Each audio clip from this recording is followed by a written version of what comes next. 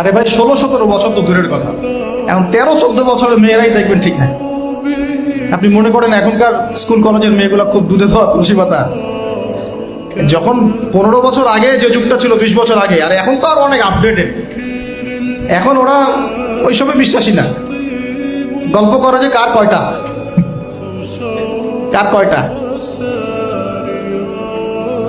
কোন ভাই হাসেন না, কোন কোন ক্ষেত্রে মাদ্রাসাও এর থেকে মুক্ত হয় নাই। আমাদের দিকেও তো বলতে হবে, ইনসাফ করতে হবে। তো বহু মাদ্রাসাতেও জেনার ঘটনা ঘটছে এখন, কারণ এটা পর্নোগ্রাফির যুগ। আসলে রমজানের কথা মনে পড়ে গেল যে রমজান কিন্তু বেশি দিন বাকি নেই।